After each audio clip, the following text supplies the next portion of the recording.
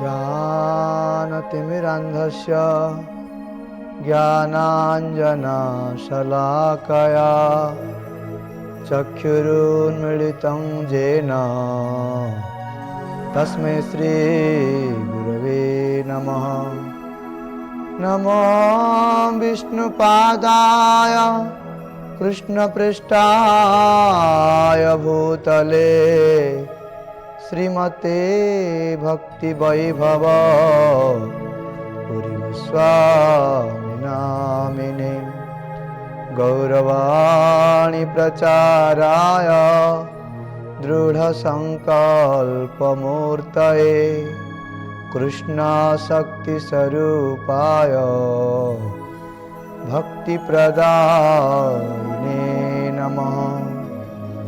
नमो विष्णुपादाय कृष्णपृष्ठाय भूतले श्रीमते भक्तिसिद्धान्त सरस्वती नामिने वाञ्छाकल्पतरुभ्यश्च कृपासिन्धुभ्य एव च पतितानां पावनेभ्यो वैष्णवेभ्यो नमो नमः। आजानुलम्बितभुजो कनकावदातो संकीर्तनैकपितरो कमलायताख्यो विश्वम्भरो द्विजवरो जुगधर्मपालो वन्दे जगत्प्रियकरो करुणावतारो तमादिदेवं करुणानिधानं तमालवर्णं सुहितावतारम्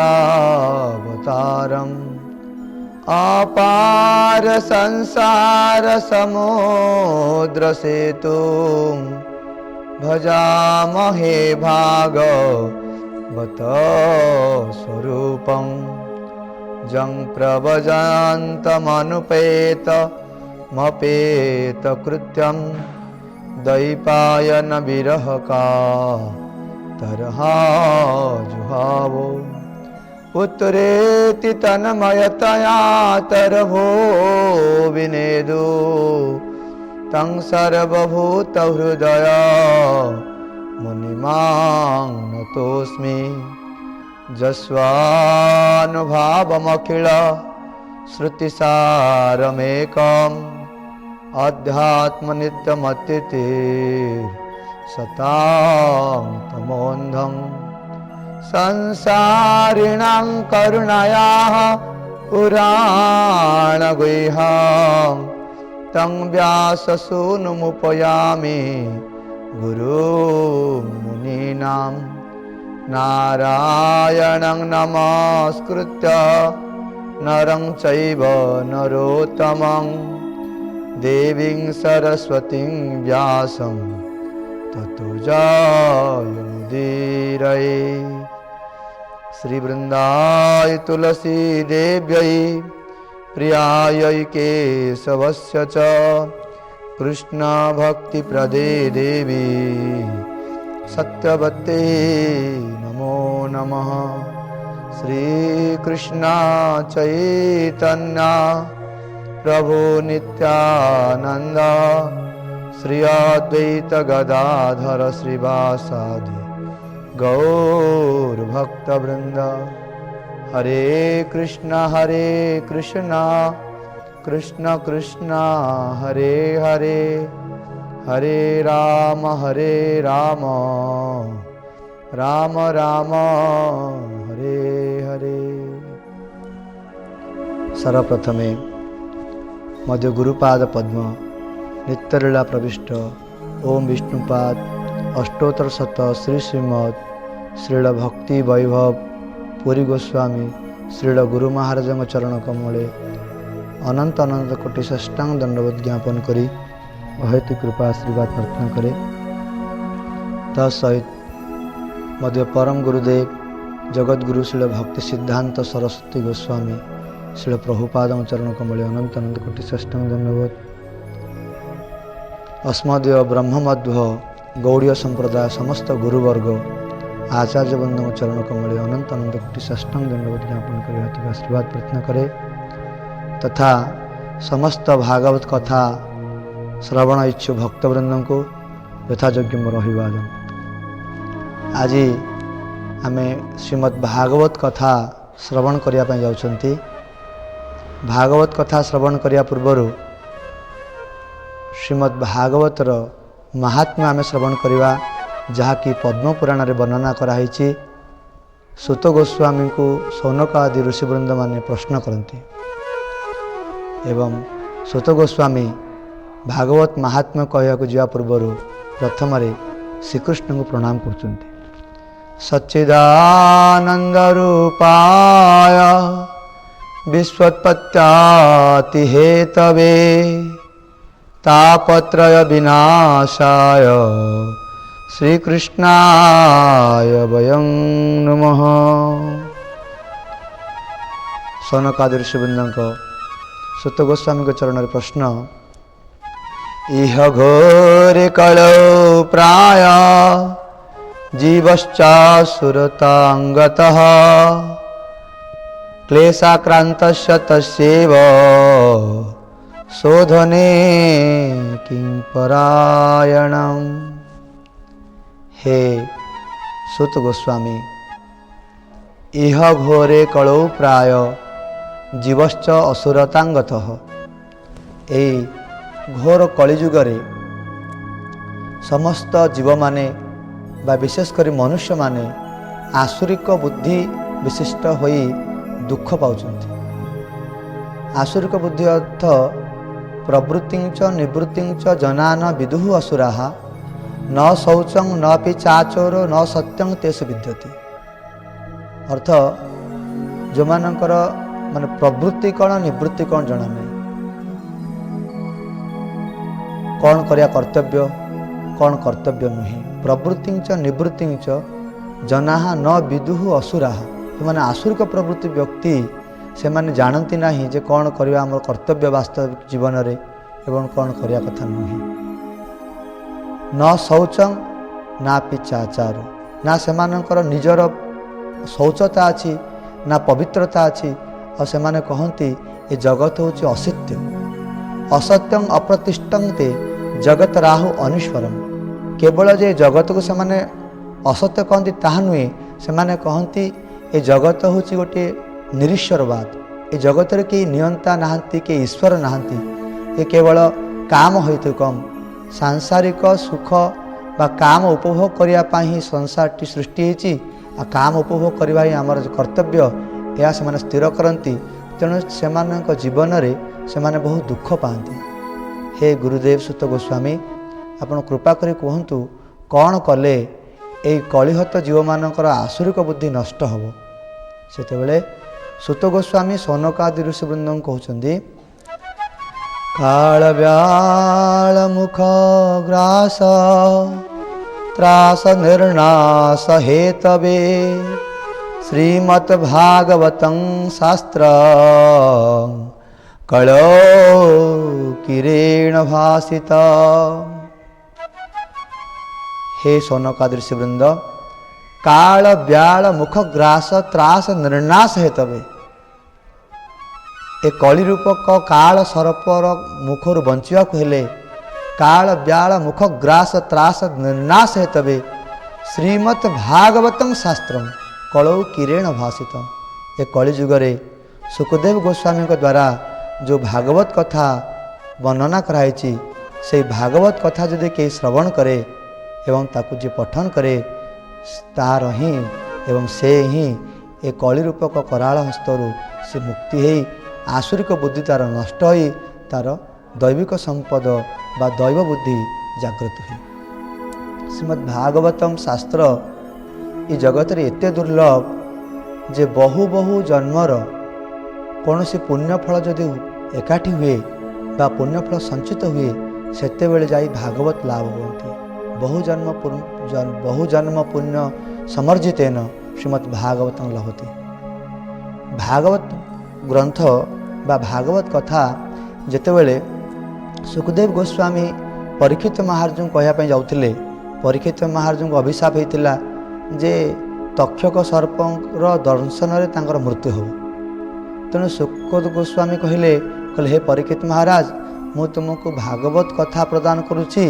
ए भागवत कथा श्रवण करने द्वारा तुम्हें ए संसार मुक्ति हो भगवत प्राप्ति हो पार बा तुमर सर्प भयर मृत्यु भयर तुम्हें उद्धार हो पार। जेतेबेले सुखदेव गोस्वामी परीक्षित महाराज को भागवत कथा कहवाई जाते से समय देवता मानकर जी राजा इंद्र से किसी देवता को नहीं आसी सुखदेव गोस्वामी पाखे पहुँची कहले हे सुखदेव गोस्वामी, आपण परीक्षित महाराज को भागवत कथा अमृत देवाई जाउछंती, ता परिवर्ते गोटे काम करंतु, आमे स्वर्गर अमृत आनीचु, से स्वर्गर अमृत आपण दियंतु परीक्षित महाराज को एवं भागवत कथा रूपक अमृत आमको प्रदान करंतु।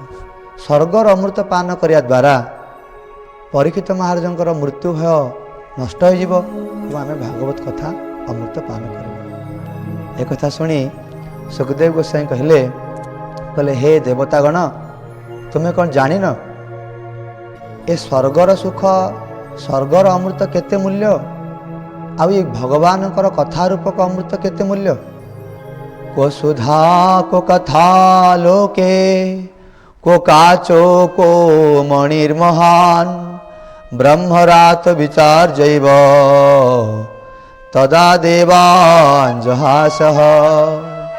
कहले हे इंद्र, हे देवतागण, को स्वधा को कथा लोके ये स्वर्गर अमृत कोठी रहिला आउ ये कथार को अमृत कोठी रहिला। जदि स्वर्गर अमृत काच हुए ये श्रीमद् भागवत कथा भगवान को कथा रूपक अमृत ये मणि समान। तेणु तुम्हें ये कथा रूपक अमृत को स्वर्गर अमृत समान करने जाओ, चली जाओ एठू। तुमर भागवत कथा श्रवण करने योग्यता नहीं बा तुम्हें भगवान को कथा रूपक अमृत को स्वर्गर अमृत से तुलना कर कही उपहास करदे निषेध कर देते जे भागवत कथा स्वर्ग अमृत ठारू बहुत उच्चरे। जेतेबेले परीक्षित महाराज को सुखदेव गोस्वामी भागवत कथा 7 दिन धरी वर्णना कले, से समय 7 दिन श्रवण करने द्वारा परीक्षित महाराज भगवत प्राप्ति है। ब्रह्मा एक कथा देखी से बहुत आश्चर्य हेले, कहले मुनि ऋषि माने हजार हजार वर्ष धरी तपस्या करुछंती, से माने मुक्ति पाई पारना, किंतु भागवत कथा श्रवण रे एपरि कौन शक्ति अच्छी जे 7 दिन परीक्षित महाराज शुणा द्वारा मुक्ति पाई गले। तेणु जेते समस्त शास्त्र रे धर्म कथा अच्छी बा पुण्य कथा अच्छी, से समस्त पुण्य को जिते ओजन कर देखुंट भागवत सहित जे भागवत कथा श्रवणर जो महात्म्य से वृद्धि बा जेते प्रकार पुण्य अच्छी जगत रे समस्त पुण्य अपेक्षा श्रीमद् भागवत कथा रूपक श्रवण जो भागवत कथा श्रवण जो पुण्य यही समस्त पुण्य ठार श्रेष्ठ। एक कथा से स्थिर कले एवं जो जानीपारी सेठी से प्रमाण कले जे कलिजुग रे वास्तव रे श्रीमद् भागवत होचंती भगवान कर वाङ्मय अवतार।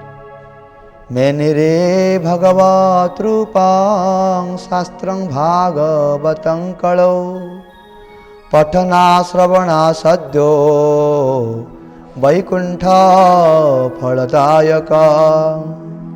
मेनिरे भागवत रूपं शास्त्रं भागवतं कलौ। भगवान कर ये जो भागवत कथा रूपक जो अमृत ये जो भागवत कथा ये साक्षात भगवान अवतार भगवत रूपं। जेकोसी व्यक्ति ये भागवत कथा श्रवण करे, पठना श्रवणा सद्य श्रवण केवल नुहे कीर्तन भी करे जदि ताहले सद्य वैकुंठ फलदायक। पद्म पुराण रे यह भी उल्लेख करछंती पादो जदियो प्रथमा द्वितीय तृतीय तुर्यो कथितो जदूरो नाभिस्तथा पंचम एव षष्ठो भुजान्तरं दोर्जुगलं तथान्यो कंठस्तु राजन् नवमो जदीयो मुखारविन्दं दशमा प्रफुल्लो एकादशो यस्य ललाटपट्टं शिरोऽपि तु द्वादश एव भाति। पादो जदीयो प्रथम द्वितीयो तृतीय तुर्यो कथितो जुदुरो। श्रीमद् भागवत ग्रंथरे द्वादश स्कंद अच्छी। ए द्वादश स्कंदरु प्रथम द्वितीय है भगवान दुईटी पाद।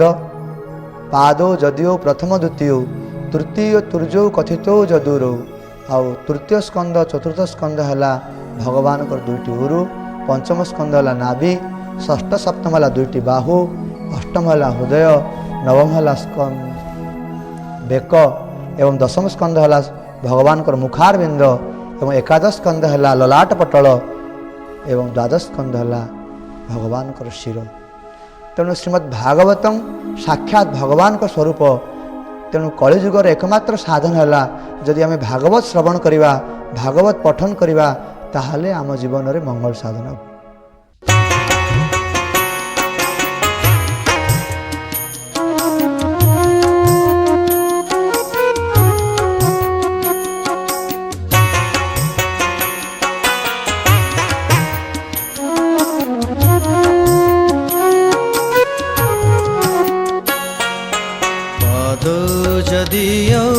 प्रथम द्वितीय तृतीय तुर्जौ कथितौ जदुरु। नाभिस्तथा पंचम एव षष्ठो भुजान्तरं दोर्जुगलं तथान्यो।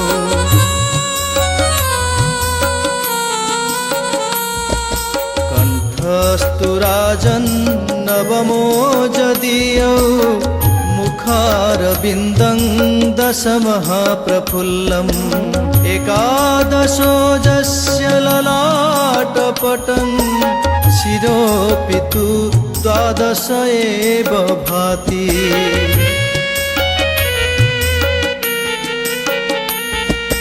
तमादिदेवं करुणानिधानं तमालवर्णं सुहितावतारम् अपार संसार समुद्र सेतुं भजामहे भागवत स्वरूपं। भजामहे भागवत स्वरूपं। भजामहे भागवत स्वरूपम्।